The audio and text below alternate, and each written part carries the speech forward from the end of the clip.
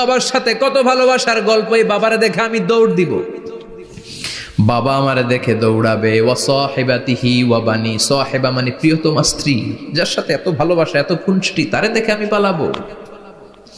ওয়া বানি, আমার সন্তান, যেই সন্তানের জন্য আমি আমার জীবনও দিতে রাজি, ঠিক কিনা? সন্তানকে দেখে আমি দৌড়। আব্বু বলে ডাক দিল, আমি চিনব না। আমার মেয়েটা আমারে ডাকলে নাকি আমি চিনব না, আমার মেয়েও আমারে চিনবে না। ইয়াউমা ইয়াফিরুল মারউ মিন আখিহি ওয়া উম্মিহি ওয়া আবিহি ওয়া সাহিবাতিহি ওয়া বানিহি লিকুল্লি ইমরিইম মিনহুম ইয়াউমাইযিন শাআনুন ইউগনিহি। বিশ্বনবী বললেন, আয়েশা, সেদিনটা আজকের দিনের মতো নয়, ভয়ঙ্কর একটা দিন হবে। বাবা ছেলেরে চিনবে না, ছেলে বাবার চিনবে না, মা তার মেয়েরে চিনবে না, মেয়ে তার মারে চিনবে না। মা আর মেয়ের ভালোবাসার চেয়ে বড় ভালোবাসা হতে পারে? বাবা ছেলের ভালোবাসার চেয়ে বড় ভালোবাসা? স্বামী স্ত্রীর ভালোবাসার চাইতে বড় ভালোবাসা দুনিয়ায় আছে? স্বামী স্ত্রীরে চিনবে না, স্ত্রী স্বামীকে চিনবে না, বন্ধু বন্ধুরে চিনবে না, ইমাম সাহেব মুসল্লিরে চিনবে না, মুসল্লি ইমাম সাহেবকে চিনবে না, নেতা কর্মীরে চিনবে না, কর্মী নেতাকে চিনবে না। আমরা সবসময় বিপদে আছি, তবে চারটা কাজ করলে আমাদের বিপদকে কাটিয়ে দিবে কে? আল্লাহ। ঈমান আনতে হবে কার উপর? জোরে বলেন। ঈমানের পথে অবিচল থেকে আমার মরণ যেন হয়, ঈমানের পথে অবিচল থেকে আমার মরণ যেন হয়।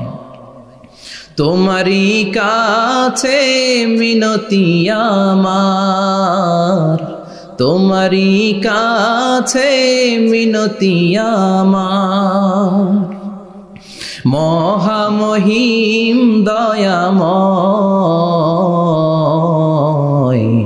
ঈমানের পথে অবিচল থেকে আমার মরণ যেন হয়। পড়েন আমিন। চমৎকার দোয়া হয়ে গেছে না? ঈমানের পথে অবিচল থেকে আমার মরণ যেন হয়। আবার পড়েন আমিন। তো যেই ইসলামী সঙ্গীতগুলোর, নাশিদগুলোর কথামালা সুন্দর, এগুলো আপনারা গাবেন, এগুলো হৃদয়কে টাচ করে। যেগুলো হৃদয় থেকে লেখা হয় এগুলো হৃদয়কে টাচ করে, যেগুলো হৃদয় দিয়ে বলা হয় এগুলো মানুষের অন্তরে যে টাচ করে, ঠিক কি না? বিশ্বনবী যা বলতেন হৃদয় থেকে বলতেন, প্রাণ খুলে বলতেন, প্রাণ থেকে বলতেন, যেটা মানুষের হৃদয়কে টাচ করত। আবার বিশ্বনবী কথা বলতেন কম, কিন্তু এটার অর্থ ছিল ব্যাপক। বিশ্বনবী বলতেন, উতিতু জাওয়ামিআল কালিম, আমাকে আল্লাহ তাআলা জাওয়ামিউল কালিম দিয়েছে। বিশ্বনবী বলতেন অল্প, বলতেন অল্প, কিন্তু এটার অর্থ, ব্যাখ্যা, বিশ্লেষণ ভলিউমের পর ভলিউম হয়ে যায়, কিন্তু ব্যাখ্যা শেষ হয় না। সুবহানাল্লাহ। আবার বিশ্বনবী বলতেন, নুসিরতু বিররাবি মাসিরাতা শাহর, আমি যে এলাকায় দাঁড়িয়ে থাকি এলাকার ডানে বায়ে সামনে পেছনে 1 মাসের দূরত্বের রাস্তা পর্যন্ত ওই জায়গায় কোনো কাফের দাঁড়িয়ে থাকলে আমার ভয়ে তার অন্তর থার থার করে কাঁপে। ভয় দিয়ে বিশ্বনবীকে আল্লাহ তাআলা সাহায্য করেছেন। 1 মাস ডানে বায়ে সামনে পেছনে 1 মাসের দূরত্বের ভেতরে যদি কোনো কাফির মুশরিকদের আন্ডা বাচ্চাও থাকে, যত দূরেই থাকুক, বিশ্বনবীর ব্যাপারে তার অন্তরে ভয় আর ধুকধুকানি শুরু হয়ে যায়। সুবহানাল্লাহ পড়েন। এজন্য আমরা বিপদ কাটাতে পারবো না যতক্ষণ না ইমানদার না হতে পারি। পাক্কা ইমানদার হতে হবে।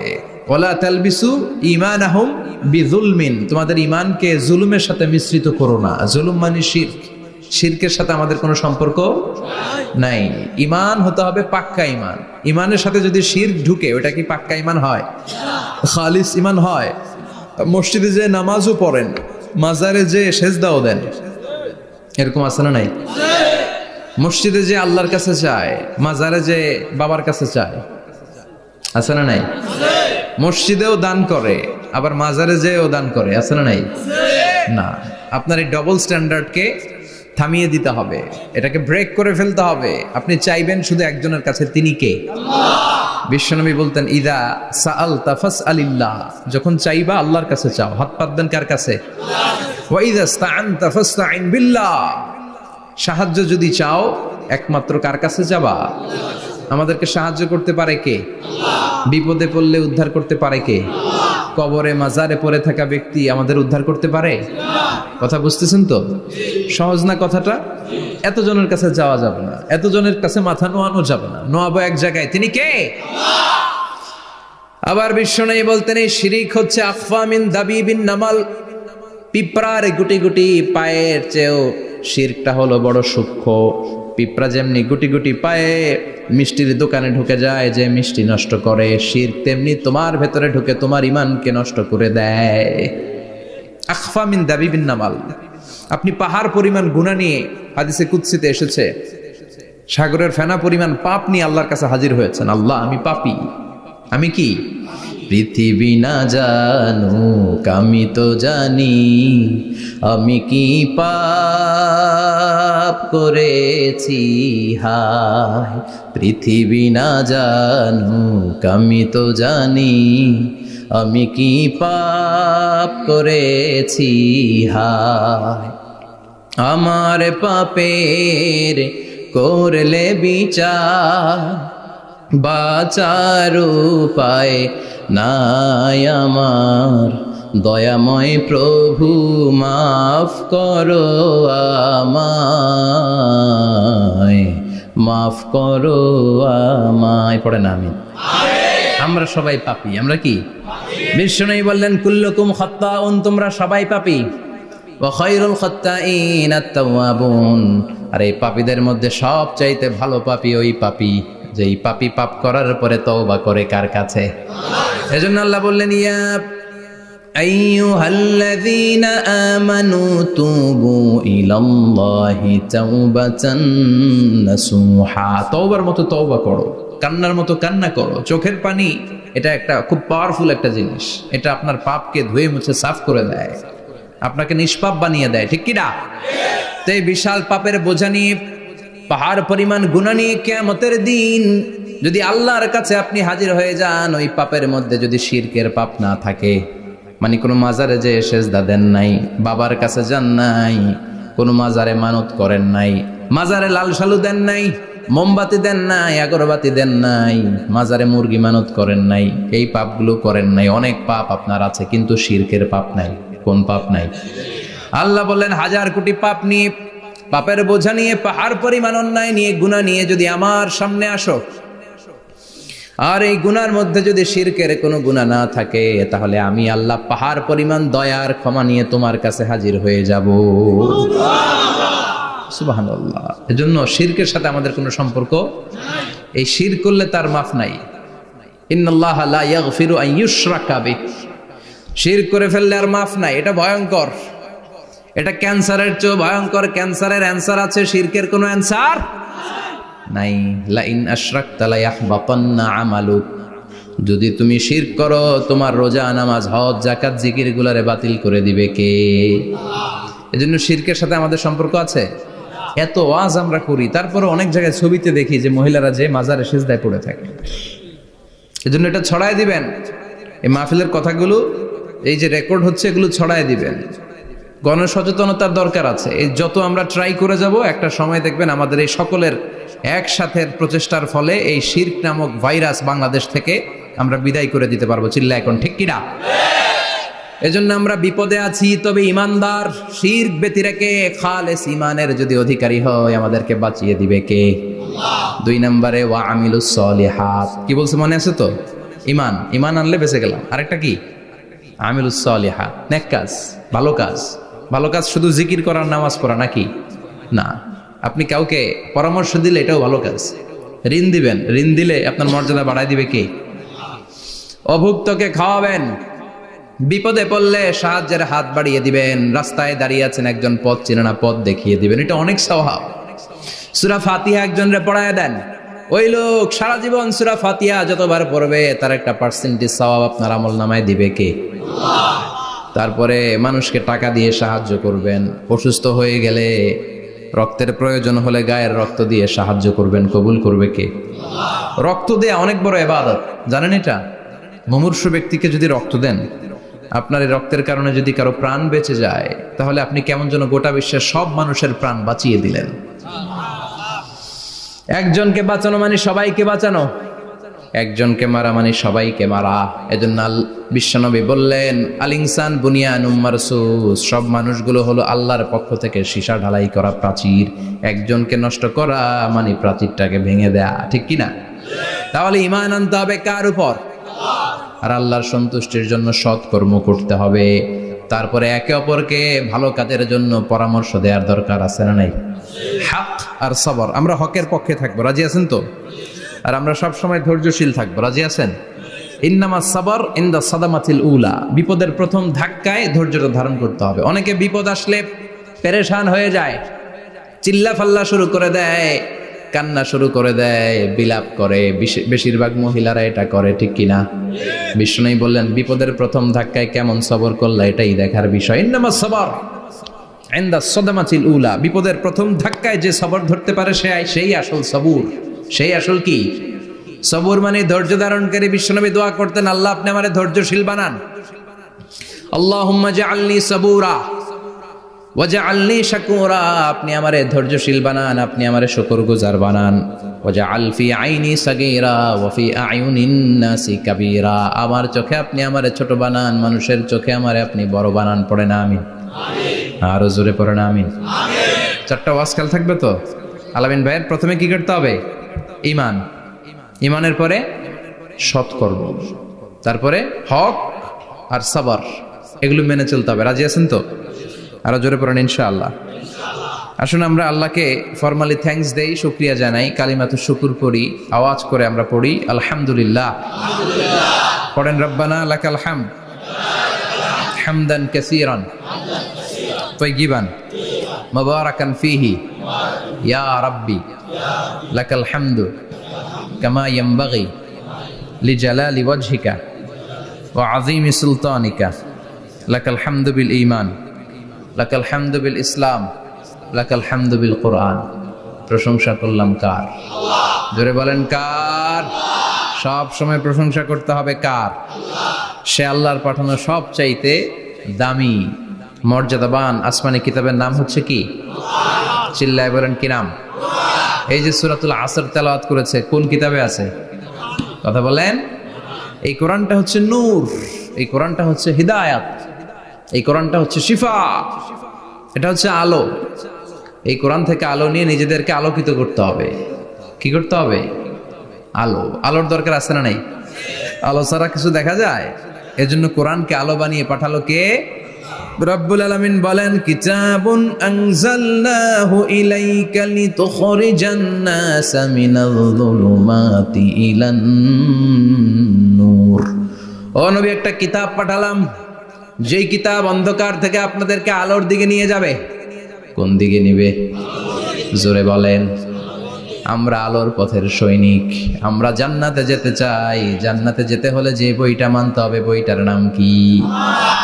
তাহলে কিতাবে আল্লাহ আলো দিলেন, আবার হেদায়েত দিলেন। আল্লাহ বললেন, যালিকাল কিতাবু লা রাইবা ফীহি হুদাল লিল মুত্তাকিন। হুদাল লিল মুত্তাকিন, a guide book to those who are muttaqin।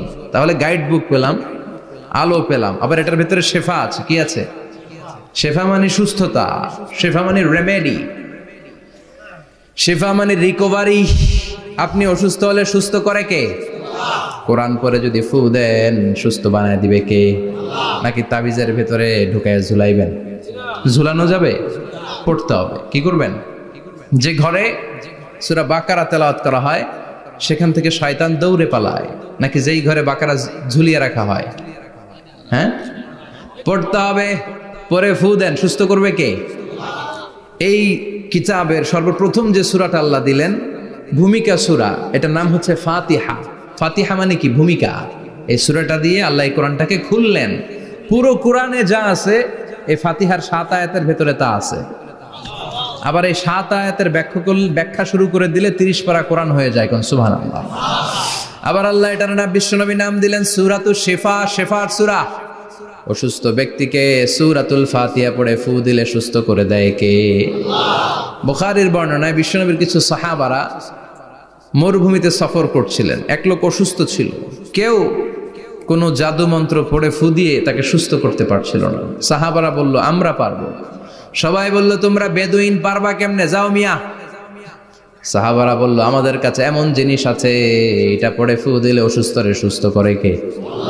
সবাই বলে তাইলে আসো সুস্থ করো। সাহাবারা বলে তাহলে আমাদেরকে খাসি দিবা 100টা, এক পাল ছাগল দিবা, কতিফু গানাম। বিশ্বনবীর এক সাহাবী ওই সাপে দংশন করা লোকটার পাশে বসে সূরাতুল ফাতিহা পড়ে ফু দিতে দেরি মুহূর্তের মধ্যে অসুস্থ ব্যক্তিটারে সুস্থ করে দেয় কে? বিশ্বাস হয়? হ্যাঁ, বাবুল ইস্তিশফা বিল কোরআন, কোরআন দিয়ে শিফা নেওয়া। কি নেওয়া? শিফা। অসুস্থ হয়েছেন, সূরা ফাতিহা পড়েন, সূরা ইখলাস পড়েন। বিশ্বনবীর হাতে একবার বিচ্ছু কামড় দিল, বিশ্বনবী সূরাতুল ইখলাস পড়লেন, সূরাতুল ফালাক পড়লেন, নাস পড়ে ফু দিলেন, ভালো করে দিল কে? আমরাও যারা অসুস্থ, আমরাও যদি ইখলাস ফালাক নাস পড়ি, ফাতিহা পড়ে ফু দেয়, আমাদেরকে ভালো করবে কে? বিশ্বাস হয়? বিশ্বাস হয় না কার? দেখি সবার হয়? আল্লাহ আমাদের বিশ্বাস করো, মজবুত করো। আরো জোরে পড়ি আমিন। আসেন আমরা সরাসরি এবার তাফসিরের দিকে যাই। আমি ছোট্ট একটা সূরা তেলাওয়াত করেছি, 11টি আয়াত বিশিষ্ট। সূরাটার নাম সূরাতু আল কারিআ। কি নাম? সবাই বলেন, সবাই বলেন কি নাম? আল কারিআ। মাক্কি সূরা। কি সূরা? সবাই বলেন। মনে রাখতে হবে, এই যে উনি সূরা আসর থেকে কি বলল, কি পয়েন্টস গুলো নিয়ে যেতে হবে, যে এটা এটা এটা। সূরাতুল কারিয়ার কি পয়েন্টস গুলো কি নিয়ে যেতে হবে, এইটা এটা এটা। সূরা ফাতিহার মধ্যে আল্লাহ বেসিক কি কি পয়েন্ট হাইলাইট করেছেন, এগুলো আমাদেরকে শিখে যেতে হবে। তা না হলে শুধু আসলাম, স্লোগান দিলাম, কাঁদলাম, মোনাজাত ধরে জিলাপি নিয়ে চলে গেলাম, কোনো লাভ হইল? কথা বলেন। তো আমরা যে সূরাটা থেকে আজকে কথা শুনতে চাই, সূরাটার নাম হচ্ছে, সবাই বলেন, আল কারিআ। আল কারিআ মানে বিকট আওয়াজ। আল কারিআ মানে কি? ভয়ঙ্কর আওয়াজ। ভয়ঙ্কর আওয়াজ শুনেন নাই কখনো? কোথায় শুনছেন? হ্যাঁ, বিজলি। ও বিজলিতে শুনছে, থান্ডার, বজ্রপাত। আসলে অনেক আওয়াজ হয়, তাই না? আপনারা আঞ্চলিক ভাষায় বিজলিতে কি বলেন? ঠেড়া। ঠেড়া। বিজলি চমকেছে, ঠিক আছে। তো সে সবচেয়ে ভয়ঙ্কর যে আওয়াজটা তার জীবনে শুনেছে সেটা হচ্ছে ঠেড়া, মানে বিজলি চমকালে যে থান্ডার, ভয়ঙ্কর আওয়াজ। আর কে কি আওয়াজ শুনছেন ভয়ঙ্কর জীবনে? হ্যাঁ, কই শুনছো? কও কিসে? বানসিরিক, ঠেড়ার ডুপ্লিকেট ভার্সন বানসিরিক। আলামিন ভাই, আপনি সবচেয়ে ভয়ঙ্কর আওয়াজ কোথায় শুনছেন শুনি? মানে সবচেয়ে ভয়ঙ্কর আপনি আওয়াজ জীবনে কোথায় শুনছেন? এই যে টিউব ফুটে গেছে, অর্থাৎ টায়ার পাংচার হলে ভয়ঙ্কর আওয়াজ হয়। চমৎকার আসলে। তো রিক্সার টায়ারের চেয়ে ট্রাকের টায়ার পাংচার হলে আরো ভয়ঙ্কর আওয়াজ। শুনছেন? রাস্তায় মাঝে মাঝে আমরা রাতকে রাত চলি, তো মাঝে মাঝে টায়ার পাংচার হয়, ভয়ঙ্কর আওয়াজ হয়, ভীষণ আওয়াজ। তার মানে বজ্রপাতে ভয়ঙ্কর আওয়াজ, ট্রাকের টায়ার পাংচার হলে ভয়ঙ্কর আওয়াজ। আর কি আওয়াজ আছে? হ্যাঁ, কি উঠলে? বাজি। বাজি, বোমা ফাটালে, ককটেল মারলে। ককটেল আছে না নাই? 30 তারিখে আছে না নাই? হ্যাঁ, সেনাবাহিনী আছে, কিন্তু ধরে নিয়ে যাবে। ককটেল ফাটালে ভয়ঙ্কর আওয়াজ। আর হ্যাঁ, কিসের ডাক? বাঘের আওয়াজ। তার মানে আমরা আমাদের জীবনে সবচেয়ে বড় আওয়াজ শুনেছি বজ্রপাতের আওয়াজ। কেউ শুনেছি ট্রাকের টায়ার পাংচার হলে বিকট আওয়াজ। কেউ শুনেছি মহাসমাবেশের ভেতরে যখন ককটেল ফোটানো হয় ওই আওয়াজ। আল্লাহ বললেন এগুলো তো ছোট আওয়াজ, কিয়ামতের দিন এমন বিকট একটা আওয়াজ আমি দেব, এটার নাম আল কারিআ। এটার নাম ক্লিয়ার? বুঝা গেছে? ওই আওয়াজ দুনিয়ার আওয়াজের মতো না। মাঝে মাঝে বাতাসের ধাক্কায় দরজা সাটাস করে লাগে, আওয়াজ হয় না? টায়ার পাংচার হলে আওয়াজ হয়। দপ্তরি যখন ছুটির ঘন্টা দেয়, ঘন্টার সামনে দাঁড়ালে ভয়ঙ্কর আওয়াজ আছে না নাই? ট্রাকের টায়ার ব্রাস্ট হলে আওয়াজ হয়। হাতুড়ি নিয়ে লোহার মধ্যে আঘাত করলে, পাথরে আঘাত করলে আওয়াজ আছে না নাই? এগুলো দুনিয়ার আওয়াজ। আল্লাহ বললেন এই আওয়াজগুলোর চেয়ে অনেক বিকট একটা আওয়াজ কিয়ামতের দিন আমি তৈরি করব। এই আওয়াজটার নাম হলো আল কারিয়া। কি নাম? সবাই বলেন, আরো জোরে বলেন, আল কারিয়া। বিকট আওয়াজ, বিকট একটা হুইসেল বাজানো হবে, হর্ন বাজানো হবে, ট্রাম্পিট, ডেঞ্জারাস ট্রাম্পিট। ভয়ঙ্কর একটা বিকট শব্দ করা হবে কিয়ামত তৈরির জন্য। ওই শব্দটা বাজানোর জন্য রব্বুল আলামিন একজন ফেরেশতা বানিয়েছেন, নাম হলো ইসরাফিল। নাম কি? ওই ফেরেশতার পা হচ্ছে জমিনের নিচে, মাথা হলো আকাশের উপরে। ওই কিয়ামতের দিন ইদা নুফিখা ফিস সূরি নাফখা ওয়াহিদা, যখন ওই সিংহার মধ্যে ফুৎকার দেয়া হবে, আল কারিয়া, বিকট আওয়াজটা হবে। এই ফেরেশতার নাম হচ্ছে মালাকুস সূর, সিংহার ফেরেশতা। এই ফেরেশতার নাম ইসরাফিল। ফেরেশতার নাম সবাই বলেন। এই বিশাল ফেরেশতাকে 3টা হুইসেল দেওয়ার জন্য আল্লাহ বানিয়েছেন। কয়টা? সবাই বলেন। তার ডিউটি হচ্ছে 3টা হুইসেল দিবে, হর্ন বাজাবে 3টা। গাড়িতে সামনে জ্যাম হয়ে গেলে ড্রাইভাররা কি করে? হর্ন দেয়। সে একটা হর্ন দিবে, একটা হুইসেল দিবে, একটা ট্রাম্পিট বাজাবে। ওইটাকে আরবিতে বলে সুর। ইদা নুফিখা ফিস সূরি নাফখাতান ওয়াহিদা, যখন তিনি প্রথম হুইসেলটা বাজাবেন, রব্বুল আলামিন ওনারে বানালেন 3টা হুইসেল দেওয়ার জন্য। বিশাল আকৃতির ফেরেশতা। এই ফেরেশতাকে সৃষ্টি করার পর থেকে 2 ঠোঁটের মাঝখানে হুইসেলটা নিয়ে ফেরেশতা আল্লাহর আরশের দিকে তাকিয়ে আছে। He is just waiting for the green signal. আল্লাহর অর্ডার কখন আসবে? আসলেই একটা ফু দিবে। সুবহানাল্লাহ কইবেন না? এই ফুটা দেওয়ার জন্য সে এখনো, ঠিক যে মুহূর্তে আমরা এখন তাফসীর শুনছি, সেই মুহূর্তে ইসরাফিল কি করতেছে?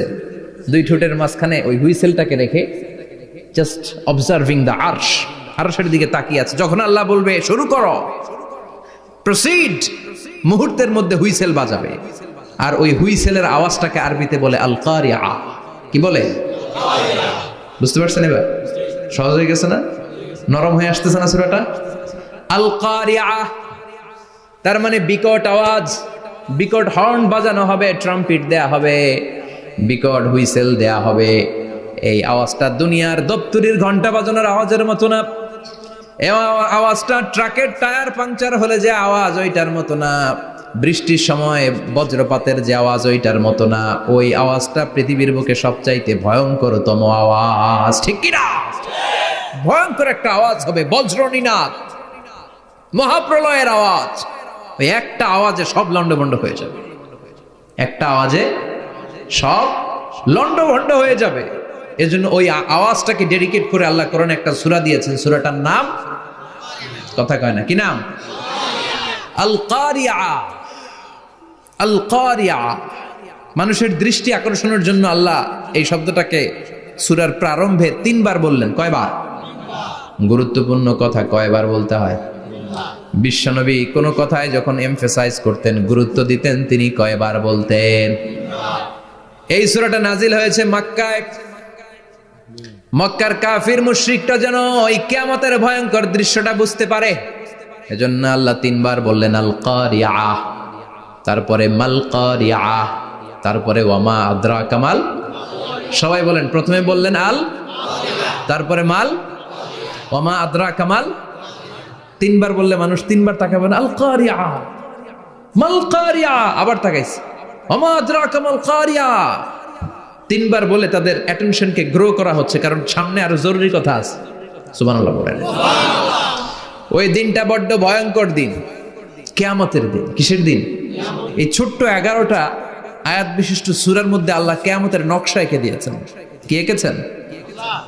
কিয়ামতের প্রামাণ্য ধারাবাহিক বর্ণনা আল্লাহ তুলে ধরেছেন এই সূরার ভেতরে। আল্লাহু আকবার। আল্লাহ বললেন আল কারিআতু মাল কারিআতু ওয়া মা আদরাকা মাল কারিআ। ও নবী, আপনি জানেন না কি আল কারিয়া মানে কি? ভয়ঙ্কর আওয়াজ, বজ্রনিনাদ। ওই ইসরাফিল 3টা ফুৎকার দিবে। চিৎকার করে বলেন কয়টা? প্রথম ফুৎকারের নাম নাফখাতুল ফাজা, বিকট এক ফুৎকার। ওই ফুৎকার দেওয়ার সাথে পুরো পৃথিবীটা লন্ডভন্ড হয়ে যাবে।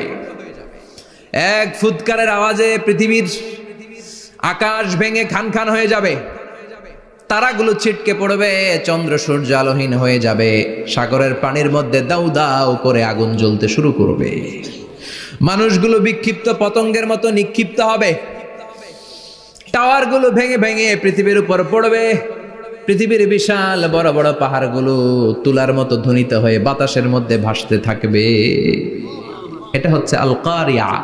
মাল ওমা আদরাকা মাল। আবার আল্লাহ বললেন ইযা যুলজিলাতিল আরদু জিলজালাহা ওয়া আখরাজাতিল আরদু আসকালাহা।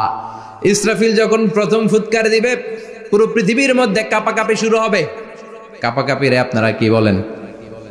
ভূমিকম্প দেখছেন নি? দেখছেন কেউ? সব কাঁপে না? নিজেরাও কাঁপি। কিয়ামতের কাঁপাকাঁপি কি আমরা যেই কাঁপাকাঁপি দেখছি এটার মতো? সুনামির কাঁপাকাঁপির মতো না, ভয়ঙ্কর একটা কাঁপাকাঁপি। পুরো পৃথিবী ভাইব্রেশন শুরু হয়ে যাবে, শেকিং করবে পুরো পৃথিবীটা। পৃথিবীটা ফেটে চৌচির হয়ে ভেতরের গরম লাভা বেরোবে। সাগরের মধ্যে পানি আছে, সাগরের পানির মধ্যে দাউ দাউ করে আগুন জ্বলবে। আগুন জ্বললে কি দিয়ে নিভান? কথা কন। পানি। আর ওই পানির মধ্যেই আগুন। পানিকে বৈজ্ঞানিক ভাবে বলে H2O। কি বলে? এই H2O নিয়ে কত কাণ্ড, হ্যাঁ, এই দেশে। আল্লাহ হেদায়েত দাও। আসরে পড়েন আমিন। তার মানে হাইড্রোজেন থাকে দুইটা, হাইড্রোজেনের দুইটা মলিকিউল আর অক্সিজেনের একটা মলিকিউল। তো এই দুইটা গ্যাস একসাথে হলে পানি হয়ে যায়। কিন্তু একসাথে আমরা বানাতে পারি? বানিয়ে পাঠাইছে কে? কথা বলেন কে? কৃত্রিম উপায়ে ইউনাইটেড স্টেটস অফ আমেরিকার একটা রিসার্চ সেন্টারে আধা গ্লাস পানি বানাইছিল বিজ্ঞানীরা। কয় গ্লাস? হাইড্রোজেনের দুইটা মলিকিউল আর অক্সিজেনের একটা মলিকিউলকে মিঙ্গেল করে আর্টিফিশিয়াল ওয়াটার তারা বানিয়েছিল। এতে বাংলাদেশি টাকায় খরচ করেছে প্রায় 3 কোটি টাকা। এটা অসম্ভব মানুষের পক্ষে এভাবে কৃত্রিম ভাবে পানি তৈরি করা। ফ্রিতে খাইতেছি আমরা, সুবহানাল্লাহ কইবেন না? তার মানে পানি দিয়ে আমরা আগুন নিভাই। পানির মধ্যে দুইটা গ্যাস, একটা হলো হাইড্রোজেন আর একটা হলো অক্সিজেন। এই গ্যাস দুইটা দিয়ে আবার আগুন নেভানো যায় না। এই গ্যাস দুইটা আলাদা হলে এগুলো আবার আগুন জ্বালায়। সুবহানাল্লাহ কোন। তার মানে কিয়ামতের দিন পানি আর পানি থাকবে না, পানির মিশ্রিত দুইটা গ্যাসকে আল্লাহ আলাদা করবে। ফলে পৃথিবীর ভেতরে থাকা আগুনগুলো বের হয়ে আসবে, গোটা সাগরের মহাসাগরের পানিগুলো দাউ দাউ করে জ্বলবে। এজন্য আল্লাহ বললেন আল কারিআতু মাল কারিআতু ওয়া মা আদরাকা মাল কারিআ ইয়াওমা ইয়াকুনুন নাসু কাল ফারাশিল মাবথুস। সেদিন মানুষগুলো পতঙ্গের মতো নিক্ষিপ্ত হবে। ওয়া তাকুনুল জিবালু কাল ইহনিল মানফুশ। তুলাকে ধ্বনিত করা হলে ছোট্ট ছোট্ট তুলার কণা বাতাসে যেমনে ভেসে বেড়ায়, পৃথিবীর বড় বড় পাহাড়গুলো এরকম বাতাসের মধ্যে মেঘের মতো ভাসতে শুরু করবে। সুবহানাল্লাহ বলেন। তুলা পিটায় না এমনি? পিটালে দেখবেন কিছু পাতলা তুলার কণা বাতাসের মধ্যে ভেসে বেড়াচ্ছে। এটা ফু দিলে আরো উড়ে, বাতাস পাইলে আরো উঠতে থাকে, কই যে যায় নিজেও জানে না। ছেড়ে নাই। পাহাড়গুলোর কে এরকম তুলার মতো ধ্বনিত করবে কে? মানুষগুলোকে বিক্ষিপ্ত পতঙ্গের মতো নিক্ষিপ্ত করে দিবে কে? আমরা আর এরকম শক্ত হয়ে বসে থাকতে পারবো না। পৃথিবীর সবকিছু, পৃথিবীর সেন্টারে একটা জায়গা আছে, ওটা টানে, কেন্দ্রের দিকে টানে। এটা গ্র্যাভিটেশনাল ল বা পাওয়ার বলে, মাধ্যাকর্ষণ শক্তি। এই যে এটা বসে আছে, টেবিল বসে আছে, আমরা বসে আছি, এই পাওয়ারটা না থাকলে আমরা ছিটকে যেতাম, আমরা ছিটকে পড়তাম। সেদিন এই মাধ্যাকর্ষণ শক্তির বলকে ভেঙে খান খান করবে কে? মানুষগুলো নিক্ষিপ্ত হবে, একজন ওইদিকে, আরেকজন ওইদিকে, আরেকজন ডায়ানে, আরেকজন বাই। কে কোন দিকে যাবে তারা নিজেরাও জানে না। আল্লাহু আকবার। এজন্য আল্লাহ বললেন কাল ফারাশিল মাবসুস। পতঙ্গের মতো আলো জ্বালালে আলোর ভেতরে পতঙ্গগুলো যেমনে এদিক থেকে ডান থেকে বাম থেকে ঝাঁপিয়ে ঝাঁপিয়ে পড়ে, মানুষগুলো ডানে বায়ে ঝাঁপিয়ে ঝাঁপিয়ে পড়বে। শীতকালে ছেলেপেলারা র্যাকেট খেলে না, রাতে ব্যাডমিন্টন খেলে। এই গ্রামে তো খেলে না, ওই যে খেলা আছে, খেলা ঠিক আছে। তো এই যে খেলে, তখন রাতের বেলা তারা বাঁশ গেড়ে, বাঁশের মধ্যে কি লাগায়? লাইট লাগায়। তো এই লাইটের মধ্যে অনেক পোকা চলে আসে না, রাতের পোকা, হ্যাঁ, আলোর পোকা। পোকাগুলো এদিক থেকে ওই দিক থেকে, এর কোনো মা বাপ নাই, ডানে বায়ে ইচ্ছে মতো ছুটছে। মানুষগুলো সেদিন পাগলের মতো ছুটতে শুরু করবে, চিৎকার করে বলেন ঠিক কি না? আবার আল্লাহ বললেন ওয়াতাকুনুল জিবালু কাল আহিনিল মানফুশ, পাহাড়গুলো উঠতে থাকবে, বিশাল পাহাড় টুকরো টুকরো হয়ে যাবে। মাউন্ট এভারেস্ট খান খান হয়ে যাবে, নাম শুনছেন? এশিয়া মহাদেশের সবচেয়ে বড় পাহাড়। আমি দেখেছিলাম দূর থেকে, যাই নাই নেপালে, কাতারে একবার যাচ্ছিলাম। কাতার থেকে কায়রো সফরের সময় মাউন্টেন রেঞ্জের পাশ দিয়ে বিমান যায়, তো বিমানের সামনে আবার, ওটা খুব সম্ভব কুয়েতে এয়ারওয়েজে ফ্লাই করেছিলাম, সামনে আবার একটা স্ক্রিন থাকে, ওখানে কেউ মুভি দেখে, কেউ কোরআনের তেলাওয়াত শুনে, কেউ সফরের যে রোড ম্যাপ ওইটা দেখে। তো ওইটা দেখলে আপনি বুঝবেন এখন কোন শহরের উপর দিয়ে যাচ্ছেন, আশেপাশে কি আছে। তো তখন দেখাচ্ছে যে নেপালের পাশ দিয়ে এটা ফ্লাই করছে। জানলাটা খুলে দেখি বিশাল মাউন্টেন রেঞ্জ, উপরে বরফের ক্যাপ পরানো। আল্লাহু আকবার। তো আল্লাহ যখন ইযা যুলজিলাতিল আরদু জিলজালাহা, কিয়ামতের ওই আল কারিআ মাল কারিআর সময় পৃথিবীটারে ধরে যে একটা ঝাঁকুনি দিবে, ওই ঝাঁকুনিতে পাহাড়গুলো থাকবে। কথা বলেন? পৃথিবীর সবচেয়ে বড় পাহাড় ৮৮৫০ মিটারের মাউন্ট এভারেস্ট ভেঙে খান খান হয়ে যাবে, টুকরা টুকরা হয়ে যাবে। ইউরোপের সবচেয়ে বড় পাহাড়ের নাম হচ্ছে আল্পস মাউন্টেন, আল্পস পর্বতমালা। আমেরিকার সবচেয়ে বড় মাউন্টেন রেঞ্জ হচ্ছে আলাস্কা, থাকবে এগুলা? তুর পাহাড় আরব বিশ্বের বিশাল এক পাহাড় থাকবে। বাংলাদেশের গারো পাহাড়, কেউকারাডাং, তাজিংডং, বিজয়, চিম্বুক, নাম শুনছেন? গেছেন আপনারা? কি বিশাল বান্দরবানে পাহাড়। আল্লাহ যখন ইদা জুলজিলাতিল আরদু জিলজালাহা বলে একটা কাঁপুনি দিবে, টিকবে? কথা কন, কথা কন। আবার পৃথিবীর বড় বড় টাওয়ার, বুর্জ আল খলিফা, বিশাল লম্বা tower, kingdom tower, Shanghai tower, Petronas twin tower, তাইপেডাং 101, এই যে বিল্ডিং গুলা টিকবে? কথা বলেন। এজন্য আল্লাহ বললেন আল কারিআতু মাল কারিআতু ওয়া মা আদরাকা মাল কারিআ ইয়াউমা ইয়াকুনুন নাসু কাল ফারাশিল মাবথুস ওয়া তাকুনুল জিবালু কাল আহিনিল মানফুশ। আল্লাহু আকবার। আবার আল্লাহ বললেন ইযা রুজ্জাতিল আরদু রাজ্জান ওয়া বুসাতিল জিবালু বাসসা। কিয়ামতের এই বিকট শব্দটা যখন ইসরাফিল ফেরেশতা দিয়ে ফেলবে, তারাগুলো ছিন্ন বিচ্ছিন্ন হয়ে যাবে, ছিটকে পড়বে, আকাশ সংকুচিত হয়ে যাবে। কাগজের টুকরা আমরা হাতের মধ্যে নিয়ে কাগজটারে যেমনি ভাঁজ করি, কিয়ামতের এই প্রথম ধাক্কায় আকাশটারে ভাঁজ করে ফেলবে কে? কথা বলেন। ইয়াউমা নাতবিস সামাআ কাতাইয়িস সিজিল্লি লিল কুতুব। কাগজ যেমনি তোমরা ভাঁজ করো, কাগজ যেমনি সহজে তোমরা হাতের মধ্যে গুটিয়ে নাও, আকাশটারে সেদিন গুটিয়ে নিবে কে? ফাইযা বারিকাল বাসারু ওয়া খাসাফাল কামারু ওয়া জুমিআশ শামসু ওয়াল কামারু ইয়াকুলুল ইনসানু আইনাল মাফার। সেদিন মানুষের চোখ হবে ছানা বড়া, চন্দ্র সূর্যে কোনো আলো নাই, দিক বিদিক পেরেশানের মতো মানুষ দৌড় দিবে, আর সবার মুখে একটাই চিৎকার, আইনাল মাফার, ওয়্যার দ্য ওয়ে আউট, জামু কই? সব জায়গায় একই অবস্থা। কথা কন। কিয়ামতের ঝাঁকুনি যখন হবে শুধু বাংলাদেশে হবে, ইন্ডিয়ায় হবে না, হবে সৌদি আরবে হবে না, কাতারে হবে না, আমেরিকায় হবে না, গোটা বিশ্বটারে একবারে ঝাঁকুনি দিবে কে? আবার আল্লাহ বললেন ইয়াউমা তারাউনাহা তাযহালু কুল্লু মুরদিআতিন আম্মা আরদাআত। কিয়ামতের বিভীষিকাময় পরিস্থিতি দেখে দুধের বাচ্চাকে রেখে বাচ্চার মা দিবে একটা দৌড়। দুধের বাচ্চারে রেখে মা কোনোদিন দৌড় দেয় নাকি? দুগ্ধপোষ্য বাচ্চা, দুধ খাওয়ায়, এই দুধের বাচ্চাটারে মা খুব যত্ন করে রাখে না? কথা বলেন।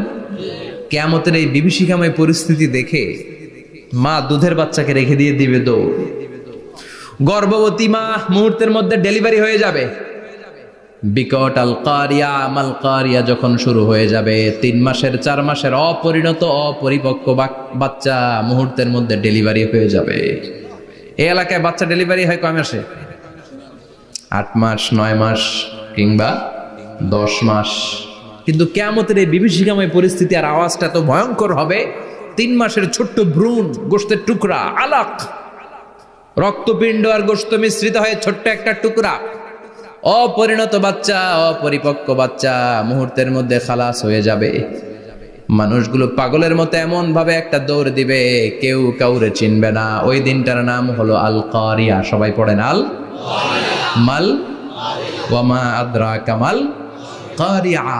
ভয়ঙ্কর সেদিন, ভয়ঙ্কর সেই বজ্রনিনাদ, ভয়ঙ্কর সেই আওয়াজ। মানুষগুলো পাগল হয়ে যাবে, দিক বিদিক ছুটতে শুরু করবে, পৃথিবীর সব সিস্টেম ওলট পালট হয়ে যাবে। স্যাটেলাইট চ্যানেল আর চলবে না। চলবে? টেলিফোন করলে কল যাবে? আমেরিকায় আপনার বড় ভাই থাকে, ডায়াল করছেন, রিং যাবে? স্যাটেলাইট থাকলে না রিং যাবে? এই যে আমরা কল করি, আমরা যে কল করি কিভাবে করি? ডায়াল করলে স্যাটেলাইটে যে নক করে, তারপর আপনার কাঙ্ক্ষিত নাম্বারে যে কয়েক সেকেন্ড পরে আবার নক করে, এরপর সে রিসিভ করলে আবার স্যাটেলাইট হয়ে আপনার কাছে আসে। তো এটা সেদিন থাকবে না। স্যাটেলাইট গুলো একটার সাথে আরেকটা লেগে দুমড়ে মুচড়ে সব শেষ। বড় বড় টাওয়ার গুলো আবাসিক এলাকার উপরে পড়বে, গাছপালা ভেঙে খান খান, পাহাড় গুলো তুলা ধুনা হয়ে যাবে। কেউ থাকবে ওই সময় টয়লেটে, থাকবে না? কেউ থাকবে ঘুমের মধ্যে, কেউ থাকবে বাজারে, কেউ থাকবে অফিসে, কেউ থাকবে রান্নাঘরে, কেউ থাকবে রাস্তায়, কেউ থাকবে নাচানাচির মধ্যে। চিল্লা এখন ঠিক কিনা? যে যে অবস্থায় থাকুক না কেন পাগল হয়ে যাবে, পাগল, অস্থির। ওমা হুম বিসুকারা ওয়ালাকিন আযাবাল্লাহি শাদীদ। মানুষগুলোরে মাতালের মতো দেখা যাবে, আসলে একটাও মাতাল না। আল্লাহর আযাবের ভয়ে সব অস্থির হয়ে যাবে। আল্লাহু আকবার। এজন্য আল্লাহ বললেন ইসরাফিলকে 3টা ফুৎকার দেওয়ার জন্য আমি তৈরি করেছি। প্রথম ফুৎকার যখন সে সিংহার মধ্যে হাঁকিয়ে দিবে, তখন এই অবস্থা হয়ে যাবে। এবার দ্বিতীয় সিংহায় ফুৎকার দেওয়ার জন্য আল্লাহ অর্ডার করবে।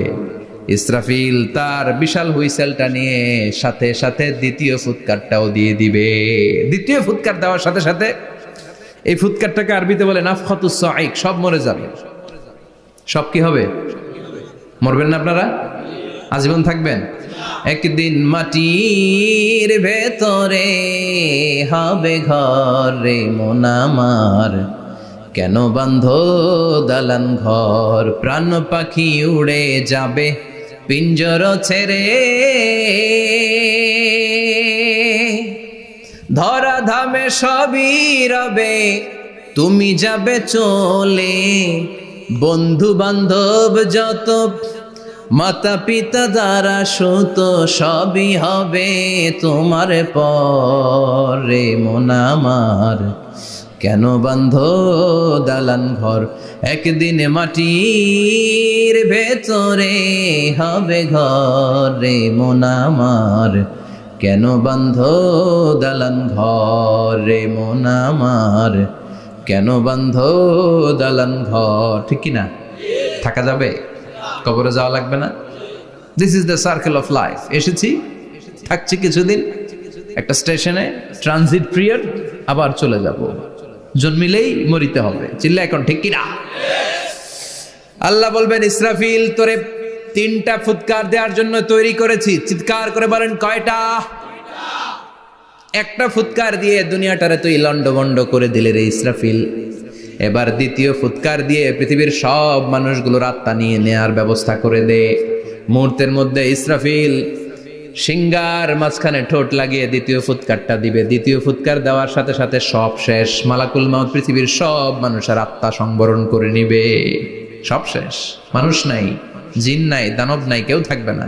যে ইসরাফিল ফুৎকার দিয়ে সব লন্ডভন্ড করছে ওইটাও নাই। ইসরাফিলও চলে যাবে নাকি ইসরাফিল থাকবে? কথা কন। কেউ থাকবে না? থাকবে একজন। তিনি কে? কুল্লু মান আলাইহা ফানি ওয়া ইয়াবকা ওয়াজহু রাব্বিকা যুল জালালি ওয়াল ইকরাম ফাবিআইয়ি আলাই রাব্বিকুমা তুকাযযিবান। এই বিশ্বে যা দেখা যায় সব হয়ে যাবে ফান, নিঃশেষ, কিছু থাকবে না, সব মরে যাবে। থাকবে শুধু একজন সত্তা। চিৎকার করে বলেন তিনি কে? দ্বিতীয় ফুৎকারের পরে সব মানুষ শেষ, প্রাণী শেষ, কোনো প্রাণের অস্তিত্ব আর নাই। আল্লাহ বলবেন জিন জাতীয় মেরে ফেল। মালাকুল মাউত জিন জাতির আত্মা নিয়ে যাবে। আমাদের যেমনি আল্লাহ রূহ কবজ করে, জিনদেরও কিন্তু মালাকুল মাউতের মাধ্যমে রুহ কবজ করা হয়, জানেন? ওমা খলাকতুল জিন্না ওয়াল ইনসা ইল্লা লিয়াবুদুন। এই দুইটা জাতিকে আল্লাহ তাআলা ইবাদতের জন্য তৈরি করেছে। কবরে যে আযাব হয় এই দুইটা জাতি শুধু দেখে না, বাকি সব প্রাণী দেখে। কবরে যে পাখিগুলো বসে, পাখি কিন্তু দেখে নিচে কি হয়, হোয়াটস হ্যাপেনিং ইনসাইড, সব সে দেখে। গরু ছাগল আমরা কবরস্থানের পাশে বেঁধে রাখি, সব দেখে। গায়রাস সাকালাইন, শুধু মানুষ আর জিন ছাড়া, ঠিক কি না? এজন্য মাঝে মাঝে দেখবেন কবরস্থান থেকে গরুর রশি ছিঁড়ে গরু দেয় দৌড়, ছাগল দেয় দৌড়, দেয় না? কারণ সে সব দেখে। জিনদেরও রূহ কবজ করা হবে, তাদের জন্য এই শরিয়ত আছে। জিনদেরও কোরআন তেলাওয়াত করতে হয়, ওদেরও সালাত পড়তে হয়, ওরাও সিয়াম করে, ওরাও হজের সময় হজ করে, কিন্তু আমরা দেখি না। দেখি? এটা একটা অদৃশ্য জাতি, এটা দেখা যায়। জিসমুন নারিয়ুন ইয়াতাশাক্কালু বিআশকালিন মুখতালিফা, এটা আগুনের তৈরি একটা সৃষ্টি, যেটা যখন যে রূপ ধরতে চায় ওই রূপ ধরতে পারে। জিনের কথা শুনছেন কেউ? শুনছেন আপনি?